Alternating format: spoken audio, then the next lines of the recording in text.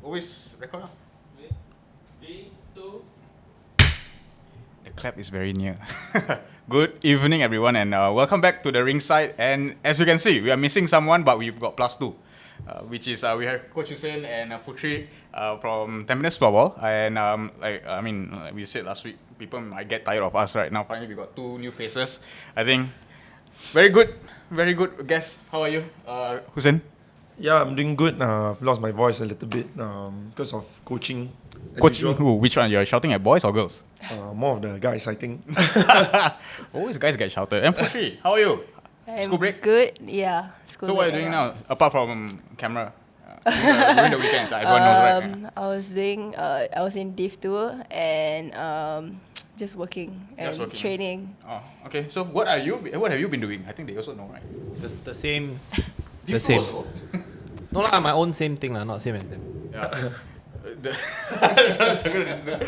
So just a quick catch up with everyone. Over the weekend we had our third semi-finals for 3 games itself. So for those who came down to watch or those who were watching online, I think you saw how intense it was and a lot of things to talk about. Yeah. So just an update on the scores first before we go in depth of what happened during the weekend, and just a quick scoreline update on the Nemesis against Schools. Nemesis are through to the finals. Congrats to Nemesis. Interesting game. They won Schools. We got a lot to talk about. So hold your horses. We got a lot to talk about. Then followed by Titans, another topic that we're gonna talk about, and of course. The derby. We should give this derby a name really. The Wondersticks and Dalen derby. Is it Black Derby or something? You know, it needs a name. Wondersticks are through to the finals, and they will be very happy with, or they have been happy since yesterday. Again, let's talk about the Nemesis games itself. Did you catch the Nemesis game? Yeah, we did. Yes, I was recording. So we will start with Putri. Putri, what you saw from recording itself? I think Nemesis dominated the game. It was pretty good, and I feel that Schools were in shock because they didn't expect Nemesis to, fully hold possession of the ball and attack, because the first and second match they were more of like at the back, in the defensive side, and allowing Schools to get into their half. So, yeah. More attacking from Nemesis, right? Surprisingly, from a counter-attacking team. I think we talked about it, right? Nemesis being a counter-attacking team. Hussein, coach's perspective, what do you think went well for Nemesis? I think I'll start off by saying I was quite impressed by the way Nemesis set up. You could see that from the face-off, right? They had clarity. They played a lot of conviction. You can tell that they had a game plan. And I think like Putri said, I think the fact that they took control of the game and just dominated the game, I think was pretty surprising. Yeah, given that I think Schools had a much better first game as compared to the second and third one. Yeah. Interesting. We all saw that, but I think we are talking more towards the floorball aspect of the game itself. We'll go in depth later on. I'll just want to hear from Desmond. Desmond is like, I have a lot to say. So I have to say something different, but probably in a different perspective, you can say that is actually Schools breaking down as well. So given that game 1, yes, I think we can all agree that Schools won them quite convincingly. But because game 2 was like a turning point, right? So with game 2 being a loss and then facing into game 3, the mental game was probably a huge factor at it. Yep, I think it's a pros and cons. We talked about this before. Pros and cons of the 3 games or the 2 games for the semi-finals, basically the playoffs. And we saw if you get the job done immediately, like the Wondersticks ladies, more breaks, more time to train, right? But if you struggle, you'll see the 6 teams that had to play over the weekend.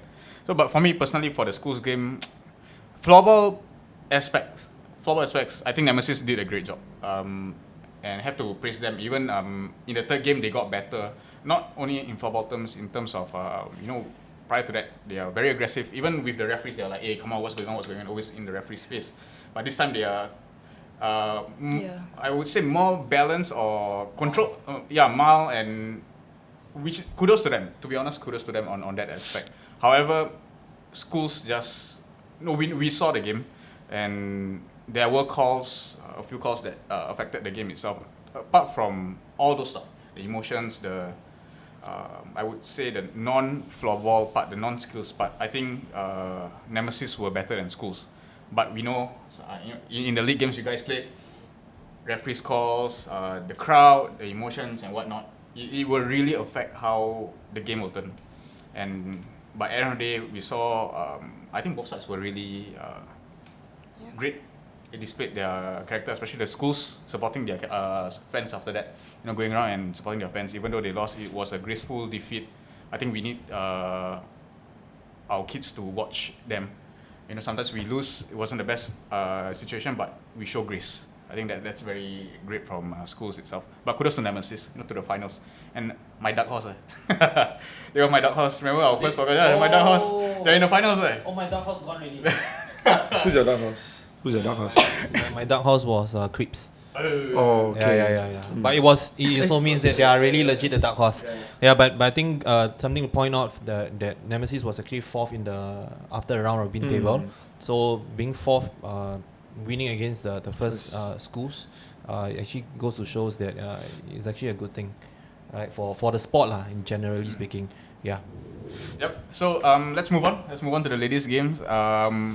The second semi-final, which is the ladies' game, Titans and Cripz. The last game, actually this is quite straightforward. I think for me personally, it's quite straightforward. Not because of both sides turn up being themselves. The scoreline wasn't that big. Titans high press, Cripz controlled the game, so it was a very low. The stats was low shots on target, low shots to be honest. But yeah. So what do you think, Putri? When you were watching also, right? No, I wasn't. You were. I was eating, but I watched their first and second match. Now we know she was eating. But I did watch their first and second match, like the goals highlight and all, and I think very tough. Oh, say.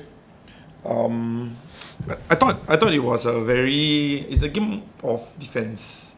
I felt that both teams were well set up defensively.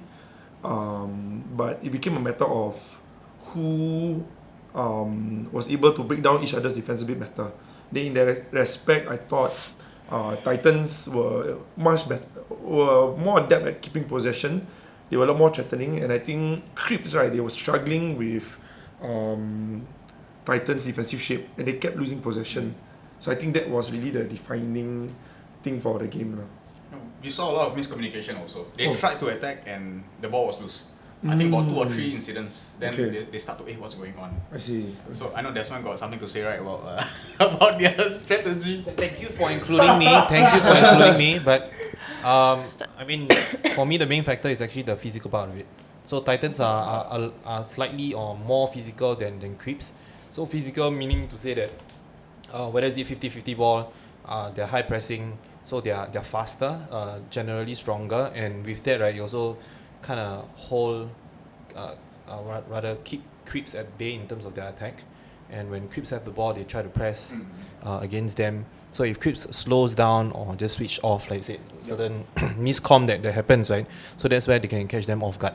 Then if they repeat it again and again with good consistency, right, then it's a matter of time that Cripz break down. And that's my opinion. Yeah. But definitely top 4 teams in Singapore, because we have to say something about the I've been laughing, it's at the back of my head. The six man, come on, the 6 man.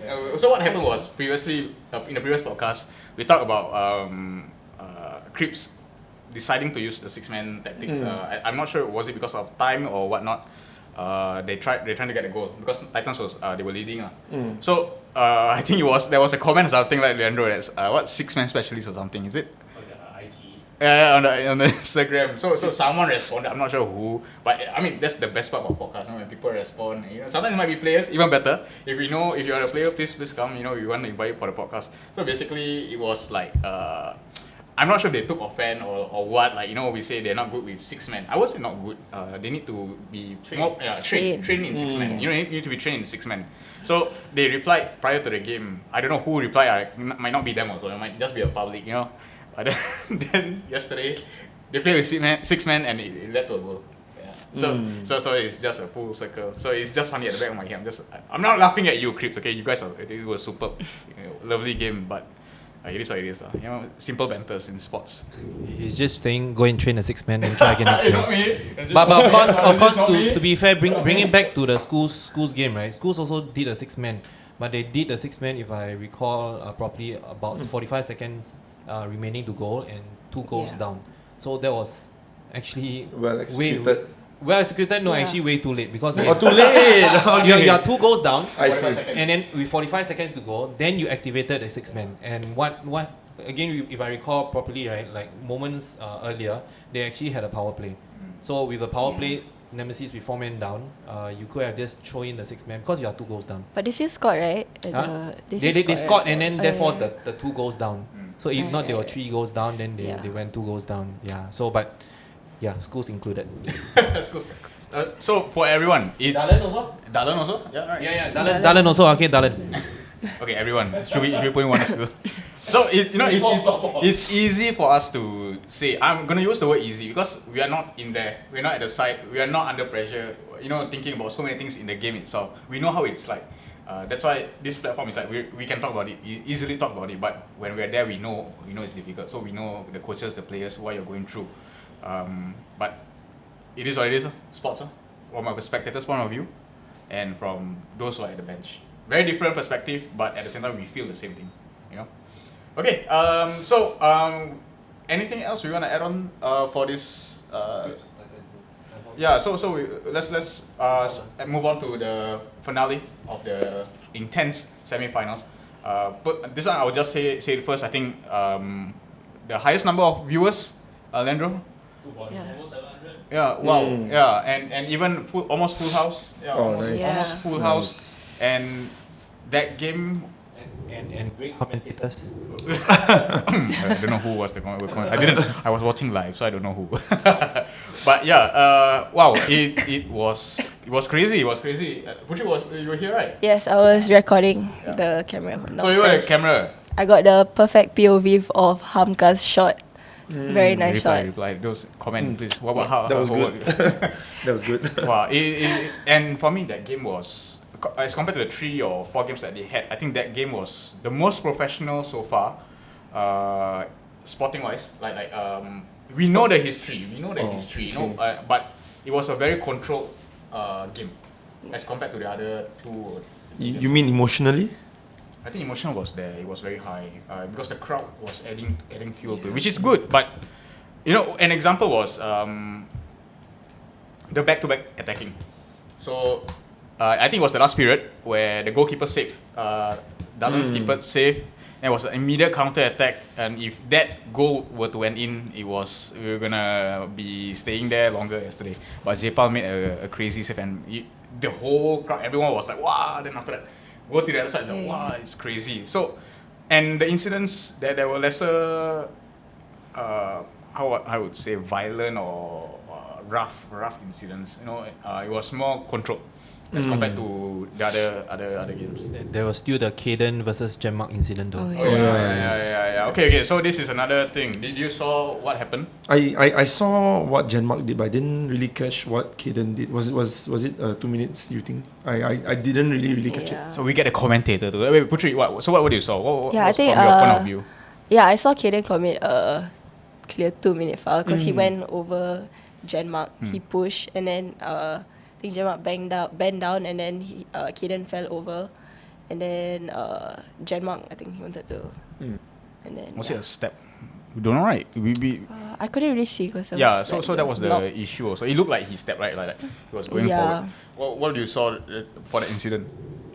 From my angle, I can't see what Caden did. Yeah, that's from my angle. But from what Denmark did, I'll actually go with what Putri assumed, which is it seems like he stepped. Yeah. So then after that he straight away walk away. But yeah, actually me and Sharazi between ourselves we actually thought maybe that could have been a red card. Yeah. Interesting. Yep. So my perspective on this, right? It's okay. Coming from other sports where this situation, for example, at football, it can be a 50-50 thing. There'll be someone who will instigate and someone who might just fully be the victim, or it can just be 50-50. One person starts something, the other reacted. So, from my perspective, I think it's the 50-50. So, I believe at that state, everyone is emotional. Everyone was emotional, but for Denmark to react that way, something must have happened. You know, I don't know. I don't know what happened, or I didn't really see. But if it is really something that's, I don't know, cynical or something that was exchanged, I think if that's a youth boy, I think you need to rethink what you're doing to a senior player. But again, this comes to the trash talk part again, right? We talk about this trash talk or whatnot in sports. So different thoughts, different perspective of this itself.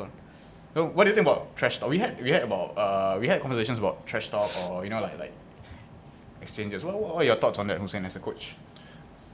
I mean, I don't encourage younger players to do it now, but the reality is at the adult level, as you go into the tertiary level, trash talk is quite common. I think as long as it doesn't cross the line, and what the line is subjective. But I think if generally speaking, trash talk is part and parcel of the game, banter. A bit of what the Brits would call shithousery, right? It's really normal, right? It's a mental warfare. That's what we saw during the Nemesis schools game in the second game. That was shithousery, but that's also mental warfare. And at the end of the day, schools had to recover from that. And I mean, I'm going back a little bit. Yeah, it's okay. It's fine. Yeah, it's fine. You need examples. Yeah. So I think it is part and parcel of the game. I think even at international level, it happens. Just don't take it too personally, right? Move on with the game. Keep it cordial after. Right. Yeah. But it's part and parcel. Have you experienced it in your games? No, but I've seen a lot in especially the Div 1. Yeah, the Div 1 guys. But I think it really voices back down to how the team manage all this, in the game, because it plays a very huge part. And I think we can take schools as an example. They're quite, I would say, they're very professional about it. Yep. You can see that Nemesis is very aggressive, and when there's a foul call, I think schools they kept their composure. They don't really fight or anything. I think that's very good. Yeah. I think we already talked about this. For me, my personal take on this is that the moment the opponents try to do this kind of trash talk or whatever it is, right? I always tell my players, it means that they don't know what else to do with you. They're stuck. They don't know how to beat you or how to overcome you. They have to resort to this kind of tactics. Yeah, we had one of the Div 2 match. Yeah. So again, I'm on the fence. I don't encourage my players, even if you're at the highest level, because sometimes it will escalate. We saw World Cup Zidane and who was the defender? The one that he headbutted the defender. Matrazi. Yeah. That kind of extent that someone gets hurt. If we already saw a few injuries. Imagine because of this trash talk, you go home without a hand. Tomorrow you're gonna go to work. How are you gonna live your life? And you say, it's part of the game, but then it will affect your post games and whatnot. But again, it's not wrong. It's not against the law of the game. It's part and parcel of the game. But perspective, it's just a matter of perspective. If you are doing it, as long as it's still within the law of the games, then okay. We have our different point of view. That's the beauty part about sports. Different point of view and different things that we can get involved in the game itself. Okay. Anything else you want to add on to this Dalen incident, since you are the great commentator, according to you? Great or good? I don't know. You said earlier. Nah, I think across four different matchups, I would say the Wondersticks Dalen, it's the most watched, most anticipated, and I think they did live up to the expectations. And to a certain extent, I did go for Wondersticks, slightly underdogs, to go to the final. So I'm happy in that sense. Okay, I felt that the second game was of a much higher quality than the third game. Second, okay. Much higher quality. I think the presence of the two ties made a lot of difference. Yeah. If you look at the game in the second game, both teams stacked two lines. they didn't play third lines. If you noticed, You pointed this out, right? You pointed this out. they towards stacked the two end, lines. so, The quality of the game was way higher. It was probably the best local game I've seen in a while, I would say. Right. But in the third game, it was a lot scrappier. Wondersticks couldn't get any attacking rhythm. It was mainly Dalen, but I think Wondersticks defense won the game. And I think the coaching team at Wondersticks did a fantastic job getting all three lines ready, defending properly, coming up with game plan to transition out of defense. Right. It's very different. It was a much more tactical affair. Floorball wasn't as beautiful, but I think for Wondersticks, they come up happy. Yeah. Interesting, beautiful floorball. That one also subjective. Beauty is the eye of the beholder. Apart from that, again, I know some are still talking about the officials and whatnot. Okay, we will continue until until I'll grow white hair or something. I don't know. The conversation will still continue. But again, we keep this open, and it's important for us to have conversations. Always have conversations about it. Okay, so let's move on. But for those who are gonna watch the semi-finals this coming weekend. Semi-finals. Finals. Apologies, the finals. I'm still stuck at the past. Okay, so if you're gonna watch, definitely go watch. The finals, third and fourth placing and finals will be here at Tampines Hub. You can just pop by and watch. Please fill up the seats. For the first game will be at 1 p.m, which is the third and fourth placing for the women's. Owls versus Cripz. Interesting game. This is a counter-attacking team against a very containing, very disciplined team. So I think it's one of the top 4 teams, if not the top 4 teams in Singapore for the women. Should come down and watch. Followed by the men's, Schools and Dalen. Skills. This will be a skills game. And then we'll move on to the finals at 5 p.m. where the Wondersticks ladies will go all out against Titans. High pressing, high attacking team. Expect a lot of chaos to go on, and we will end off with the men's finals at 7 p.m. Wondersticks against Nemesis, the long-awaited men's finals.